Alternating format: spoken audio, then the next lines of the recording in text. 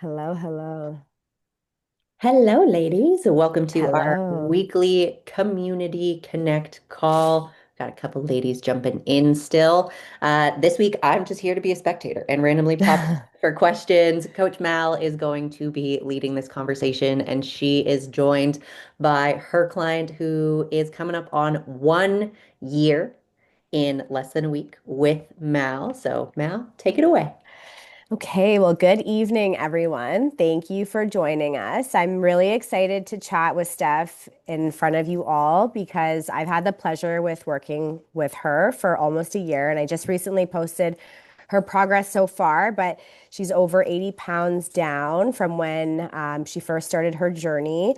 And I just like what a big difference from the woman she is today, not even from a physical perspective, but just how much her mindset and her confidence has changed over the last almost year.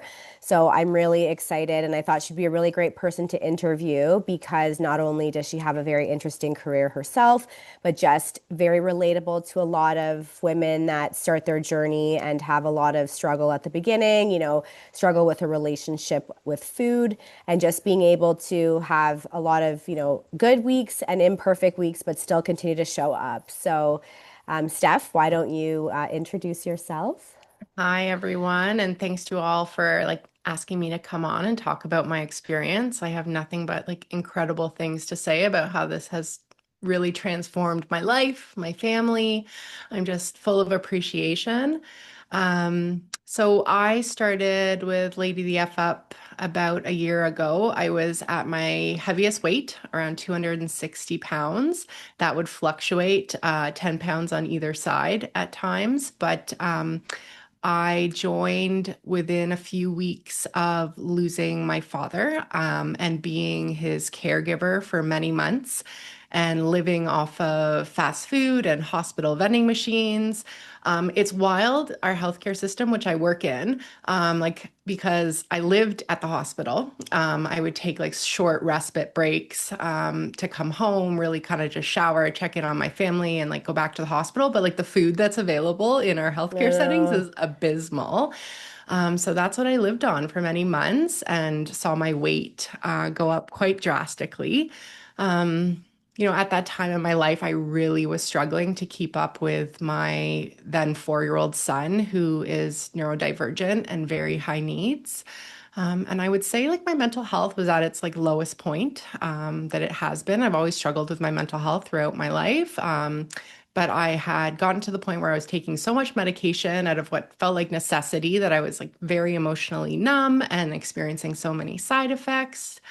I was just in a really bad place. And I saw online on Instagram someone else's transformation who I knew through my undergrad. We're not really friends, but we stayed in touch through social media. And I saw she had lost 100 pounds and worked through her trauma with Lady the F Up. And I was like, what is this? And I think I had booked my discovery call within 2 days after seeing that.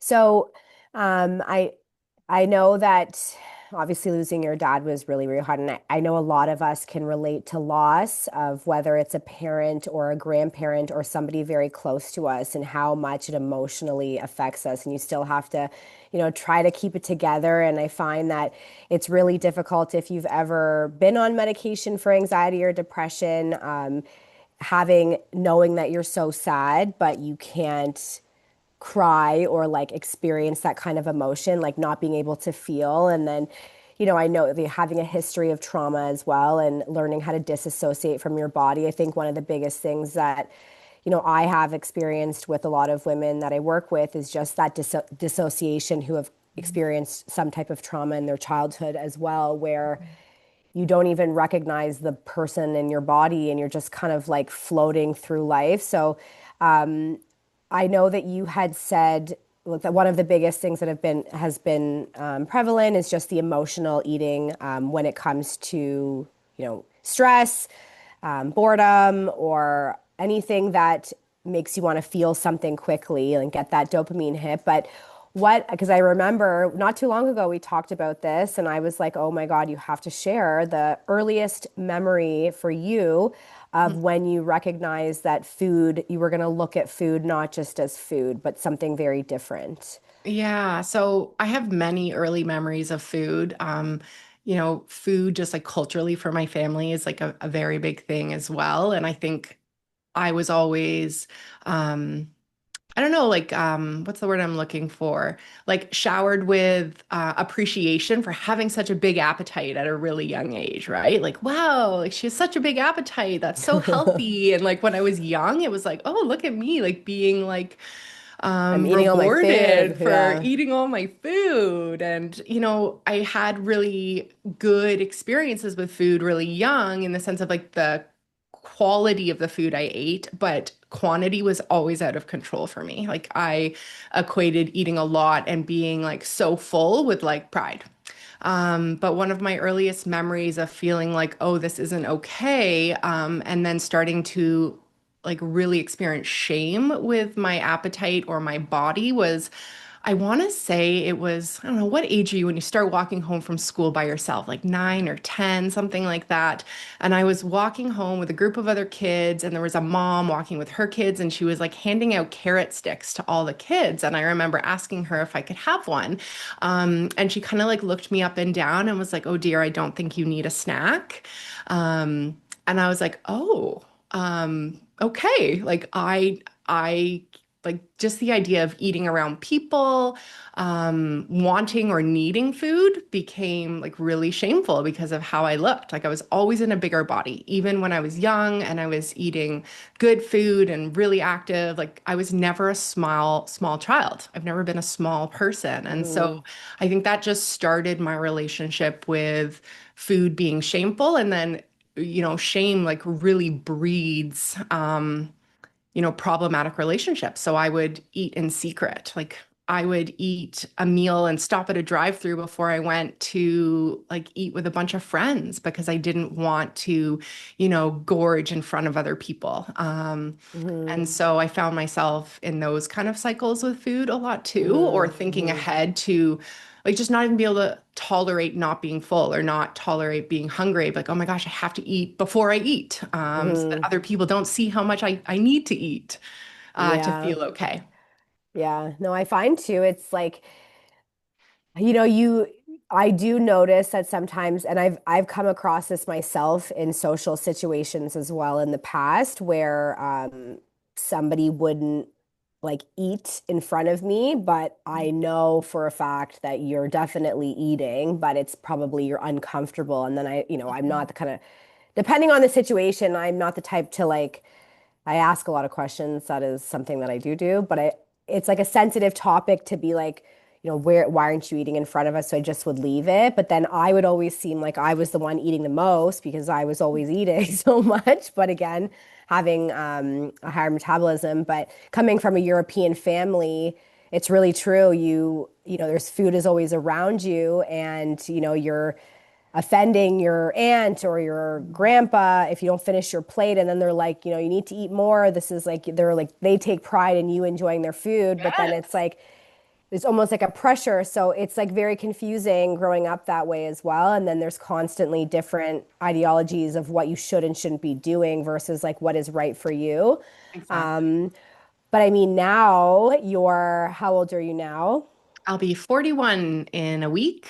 Yeah. So almost 41. And would you say now, compared to being 9 years old, you don't have that same kind of shame around food? Oh yeah, absolutely. I don't feel shame. I think also because I feel like I'm eating what I know I need to eat to fuel my body. And like in terms of volume, I think I'm maybe eating more than I ever have on like an everyday basis. Yeah. And I do eat for volume now. Like I want to Yeah. be satiated on the healthy Yeah. food that I'm Hmm. eating. But I also am mindful of the fact that like I'm putting it to use every day in like really productive ways. And so no, I don't feel shame around that. Yeah. I don't even feel shame when I like go off plan. Like I'm like, Yeah. hey Mal, I ate a chocolate bar today. Yeah. But that's a like a powerful thing to be able to make that transition Yeah. versus like eating really good for a week, then binging, feeling bad about it. beating yourself up, having a negative dialogue because it doesn't serve you. Like I always say, okay, well, what's done is done. Now we move forward. All you're doing is talking negatively to yourself. That's going to end up having an even, you're going to spiral even more because of how much you're, talking that way. So it's like you make a decision whether you wanted to do it or not, and it was in an act of emotional impulse or because you wanted it, you move forward regardless. And I think that is one of the reasons why, you're at a place right now in your process where you're eating a lot more food. You're almost eating 1,900 calories now from your deficit. And she's not doing any cardio, and we're still seeing the Zero. scale change. So, I think, and everybody's journey is different when it comes to their fat loss phase, where some clients will be doing a lot of cardio and eating like less calories than others. But something that we kind of talked about, which I was like, you know what, it's really true because I didn't do what you did. I did what a lot of women do as well, where you have these crash dieting over time or don't eat or have, eating disorders where it's the opposite way.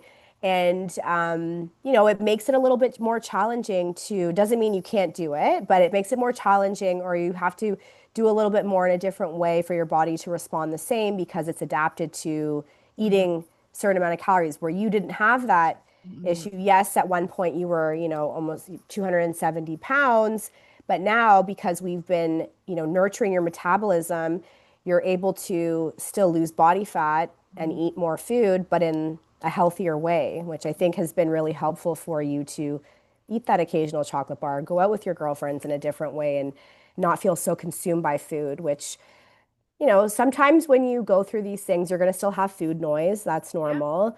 It happens to all of us, but it's like talking through the food noise and being like, why do I feel like this right now? Did I eat enough earlier in the day? Did I drink enough water? Am I stressed? Like asking yourself these questions before you make the decision to do something that you may not feel good about, or Mhm. you may be like, I needed to do this at this time and now I'm moving forward. So the fact that you're able to do that now, I think has been a very like huge instrumental transformation, component in your journey as well. Absolutely. And I think I remind myself, like, I've had almost 40 years of a problematic relationship with food. That's not being erased by like a year of changes. Like, I will always experience, I think, some Mhm. level of challenge, but I mean, every day I'm like rewiring my brain in really Yeah. positive ways, right? And Yeah. so we can't Yeah. erase what has happened or what's Yeah. like set in stone, but we can like build new, Hmm. which you've really helped me do. And Yeah. I think it also supports like my confidence about the sustainability of it, Hmm. because of that as well, too. Like my food noise was insane in the beginning. Yeah. Like it was I consuming, and remember. I don't experience that the same way. No, it's good because you are not imprisoned by food anymore, which, Yeah. a lot of people struggle with that, and it takes them a long time to get into a good place, depending on how much they're willing to put in the work at the beginning, because it's hard. It's hard for anybody to make a kind of change like that. So I commend you for that. And something that I want to also highlight, which I think is incredible and a lot relatable to a lot of the women we work with as well, is that you are now tapering down your medication Mhm. for your depression, anxiety. So, Yeah. what made you, if you want to share, what made you feel like you were in a good enough place to start making that transition? Yeah, so I mean, I've relied on medication on and off for a really long time, and I always felt like medication brought things down to like my anxiety down to like a manageable baseline, but that my anxiety was always there. And, you know, because of the work that I do, I have a different understanding of anxiety and like I accept that I'm an anxious person. I'm going to experience anxiety, but how it was impacting my life was like negative enough that I felt like I needed medication at the time. And Hmm. I'm grateful that I had that as a tool and a resource. But Hmm. as I was, exercising more, I really noticed a big shift. Like just in like my everyday behaviors, my thinking patterns, like exercise changed my mental health in such a positive way that I can't I work in the mental health field. I talk to my clients all the time. I know the evidence behind exercise and mental health. And I can't I couldn't be a proponent of it the same way I am now because I've never lived it. Yeah. And it's life changing to feel like I'm having a stressful day. I go to the gym and I walk out feeling like a completely different person. Yeah. There's Yeah, been I have a question. So, Mhm. Mal, when you were talking about like the food noise and reframing those thoughts of like, okay, why am I snacky right now? Like that curiosity aspect, and this is something just amongst all of us as a coaching team is we teach curiosity over criticism. Mhm. Steph, for you, was there a negative tone or like negative voice when the food noise popped up, being like, fuck off, why am I thinking about this? Oh my God, I'm broken. And like, what have you noticed about the internal thoughts and shift in that voice that pops up in your journey? Yeah, I immediately like want to go to my data. Like I pull up my app and I'm like, what did I eat today that could have contributed to this? Like, have I drank enough water? Like I'm looking for those root causes. I'm not battling the food noise when I have it. I want to understand it. Like I want to know what I ate, what I didn't eat that is leaving me feeling this way. But Mal's also like prompted me a lot to be like, what's going on for you, right? Like, what are you experiencing today? Is this like noise to cope with an emotional situation? Like what's going on? So like you said, like the curiosity over the criticism for sure.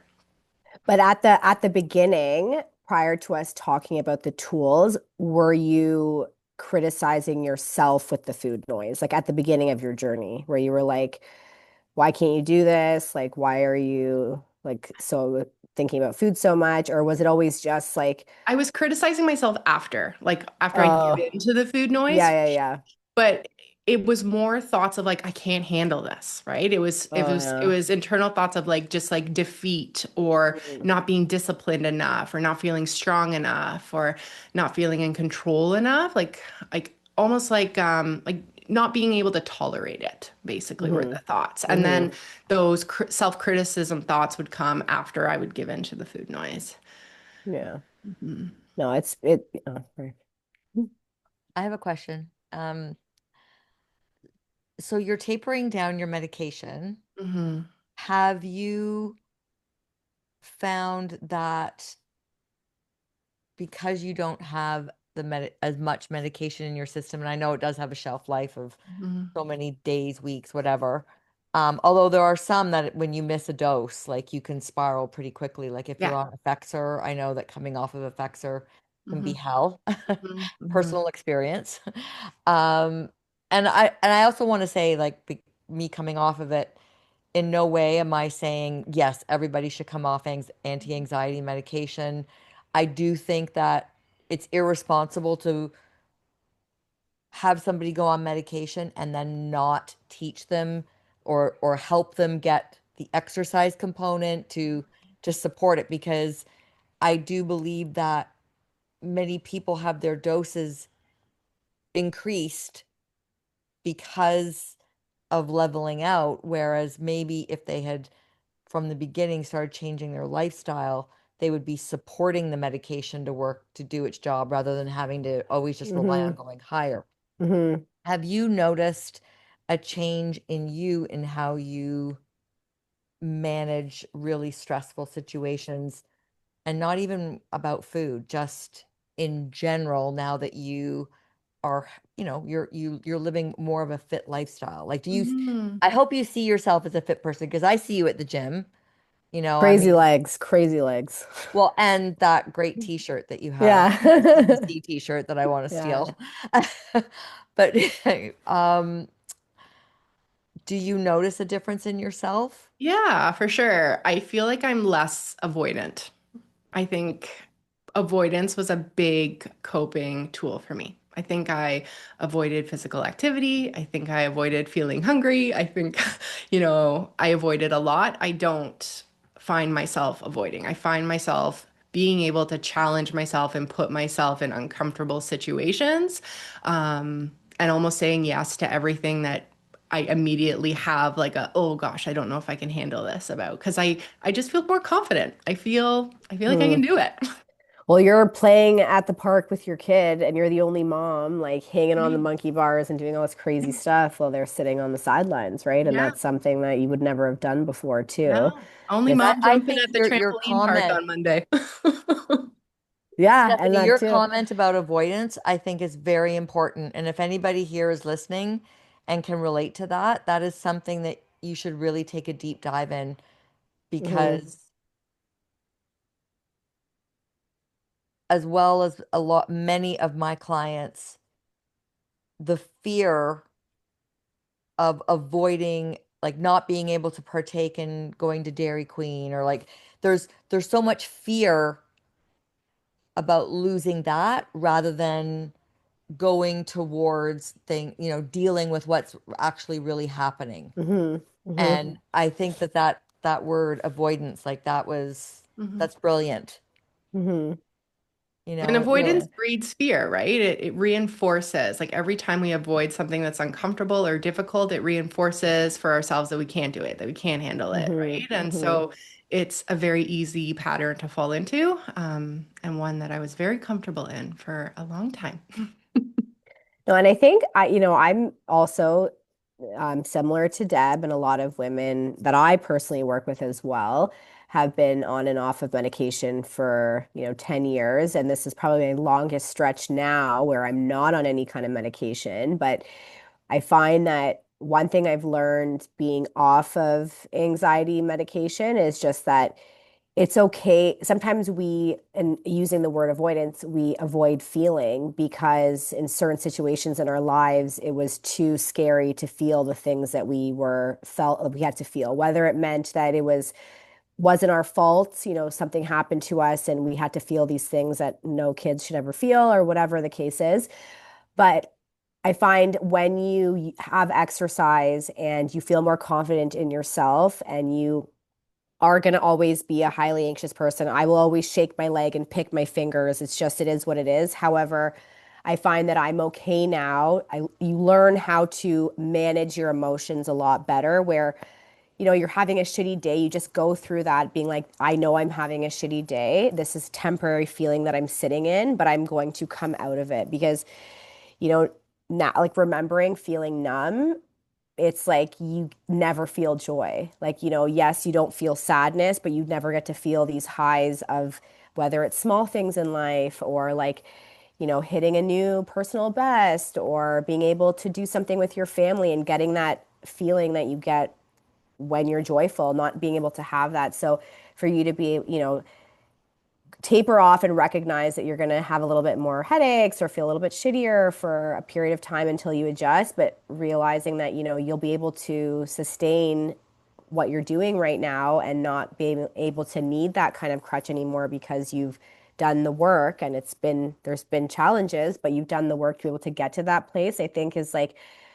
for me with working with women, it's like one of the most amazing things because I remember feeling that feeling when I got off of medication as well. That being said, doesn't mean that people don't, there was anything wrong with people being on it, but I find being able to overcome that and being okay with not using medication, I think, especially if you exercise, is a really good place to be. Like it's a good milestone for anyone that gets to or experiences that as well.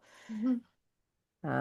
So I always find it so interesting that your career, working with people with addiction, and I know you don't obviously can't talk about like confidential things, but just certain things that you shared with me about how people cope with their own addiction and kind of talking them through it now. So I guess for you, being able to put what you're experiencing and what you're doing for your own journey into practice, do you find that it helps you be better with your own clients in that process? I don't know if it helps me to be better in my work. I think it had the reverse effect where it helps me apply the skills that I use with my clients every day to myself and my Oh, own yeah. life. Okay, well, that works. I think it's the reverse. Yeah, At the heart of my work is like supporting people to make yeah, behavioral changes, right? And yeah, supporting their health and their recovery. And I was unable to do the same thing for myself. yeah. Um, And there's something like really internally painful that happens when you live your life like incongruently to your personal values or what you do every day, Hmm. day in and day out, right? Where And you almost feel like you're not authentic in what yes, you're preaching, right? And I think, absolutely. and then Yeah. it's sometimes can be challenging because you're like, you're battling like authenticity of self and, trying to do this because you love the work that you do because you do change lives as well yourself. Yeah, I couldn't Right. apply my own like knowledge Mm-hmm. and skills inward. Like, and I do with my clients very similar to the work that you do, right? Hmm. I Yeah. spend all day working with them to identify their triggers for their behaviors, like Hmm. whether it's drugs or self-harming behaviors. Hmm. It's working on those maladaptive coping skills. And then I would go Yeah. home and binge eat at the end of the day to avoid Yeah. my own feelings, which was Yeah. maladaptive. Yeah. Yeah. No, is there, so is there anything that you would want to share with, the community about your journey and or someone that's newer in their journey right now that just joined us about, you know, you being almost being a year in, like any advice that you'd give them if they're at the start of their journey with us? Yeah, I have lots of thoughts about this, but the first thing that comes to mind, because we were just talking about my work, is like that this journey isn't linear. Um, it doesn't have to be perfect from my experience, right? I just am consistent, and that's what like made the difference for me is just like it's okay if I have one day in the month where I'm like really off plan because like I had 29 days where I like worked really hard and Hmm. that one day didn't erase all of my progress.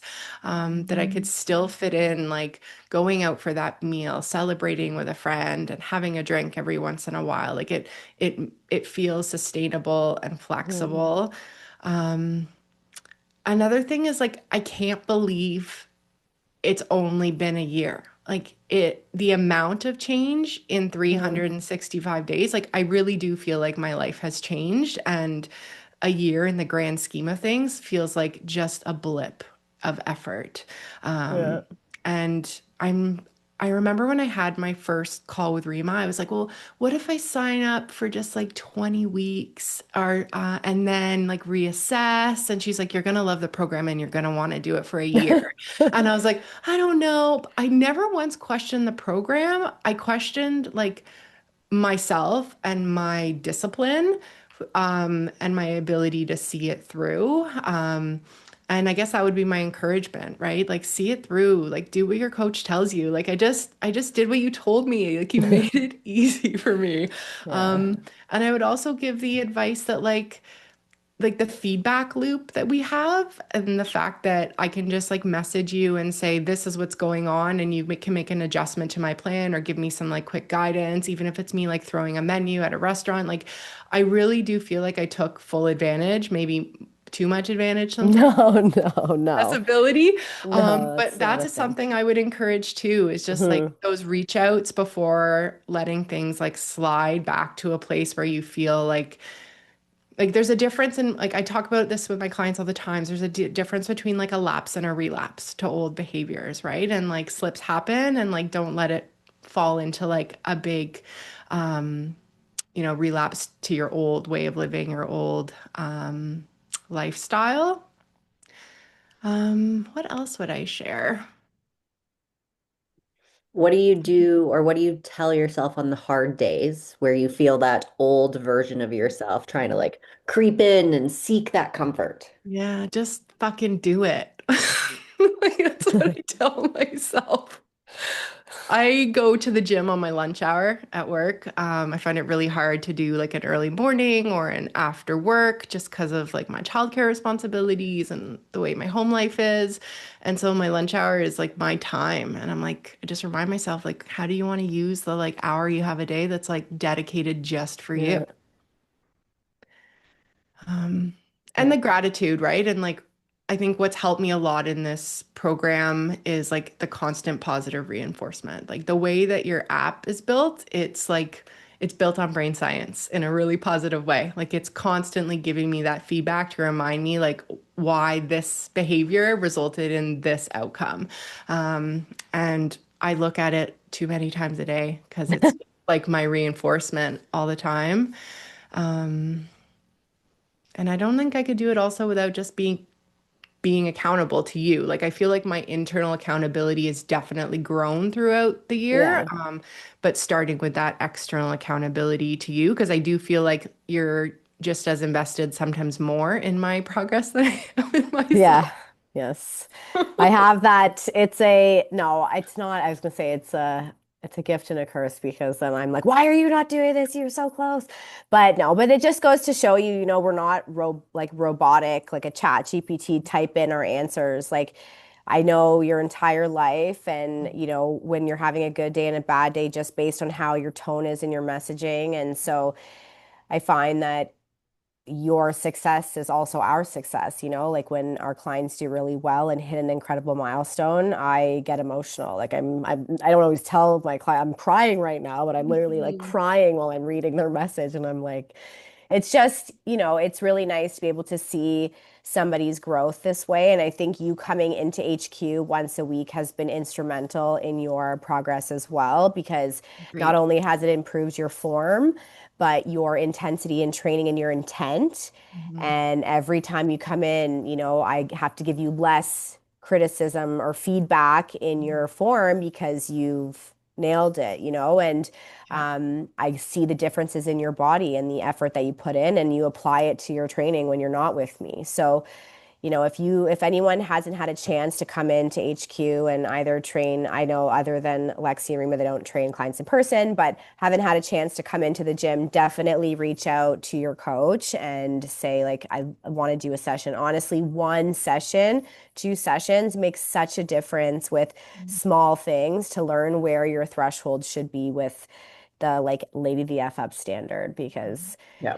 And even if you do work with myself or Rima, the beautiful thing about us having a team, yeah. we don't do it. I can call up Mel and be like, hey, can you train this client at this time? And Mhm. always make it work. I'm going Mhm. to open up the chat for any ladies who are here live if you guys want to ask Steph any questions. Steph, what is your favorite go-to meal on rotation right now? Oh my gosh. Um, this week I'm really into the smoked salmon. Like I'm having it on brogies with avocado, having it in salads. Loving the smoked salmon right now. I make a lot of different foods. I found it really challenging in the beginning when I was like, here's your meal plan that I'm eating for a few months. I thrive in the diversity and I make the time to make the food that I like to eat. And it serves me well. But That And yeah, is a that's good, oh, sorry, go ahead. that uh, effort into your nutrition is one of the things that also quiets that food noise because you're like, I'm Mm-hmm. eating the stuff I want to eat. Because if you eat Mm-hmm. stuff over and over that you're yeah. bored of or you're sick of, and all of a sudden you get the ick, yeah, that's Mhm. going to make the food noise so loud. Mm-hmm. So work Mm-hmm. with your body rather than against. Mm-hmm. I was just gonna say the exact same thing, Lexi, is like if if you're somebody that doesn't like eating the same things, for me, I eat the same things all the time, and it's just because I'm okay with it. Like it doesn't affect me. But for somebody that like Steph, who doesn't like that, you have to be okay with spending a little bit more time tracking because she tracks everything she consumes. She's not intuitively eating. So I'm fine. I always say to her, I'm fine with the flexibility as long as you are progressing week to week. Because some people's bodies cannot tolerate too much flexibility, whether it means their digestive issues or whatever the case is. So for me, as long as you are weighing and tracking everything and your body is responding to what you're feeding it and fueling it, it's fine, right? But you have to take the time and the effort to do that as well. And so, you can't always have it both ways either, right? Because I'm sure, Steph, if you had didn't have the time, like you didn't make the time to do that, it would be very difficult for you to like complain about one thing, but then not follow through in the other, right? Absolutely. And there's some meals that are like core that I do eat on repeat. My breakfast is the same every day. Like that doesn't change. I love it. It changed recently because I was experiencing some digestive issues. So Mal Working was through helping that. me do some elimination, but I'm back to what I always eat for breakfast. My lunch tends to change. I'm either like having a salad or something else, but dinners are pretty staple in my house. And that's what I always meal prep like days in advance is like, you know, my family eats what I eat. I'm not a multiple meal cooker. And so I cook for the whole family a few times a week. And then my lunches and my snacks is where I have my flexibility to get a bit creative, and I just log everything the night before so I'm not scrambling the next day. Steph, I was going to make the comment too that I think that helps women because you said being accountable to Mal. Hmm. And some people have, have said to my clients, well, you've been doing this for so long. Like I've got clients that have been with me since I started with Lady the F Up for 5 years, and I have clients that have been with me now for 15. Like they followed me, and when I went to Lady the F Up, they followed me there. So like 15 years, and then like what, you can't do it on your own, like. And the way I like to look at it is when you have a job or you're a mom or you're a caregiver, it is so nice to have somebody else look out for your best Hmm. interests. Yes. It's not that you're accountable to Mal because she's the boss and you're Hmm. subservient. It's like we've formed this relationship. She knows what's going to be best for me. Hmm. And how nice for me that I don't have to think about that. Yeah. Absolutely. Yeah. Absolutely. You You couldn't, I know, Yeah, couldn't have said it that's better, a Deb. beautiful relationship. Hmm. Hmm. we have less than a minute left, so just want to wrap it up. Thank you, Mal. Thank you, Oh, Steph, of for course. joining Thank us. you. Thank If you, anyone ladies. wants to be connected with Steph, easiest way will probably be to reach out to Mal and she can connect the two of you. Yeah, we will be back next week with another client interview. Thanks for joining us tonight. If you're watching the Thank replay, you. making it to the end, have a great evening. Thank you. Thanks, Bye. everyone. Bye.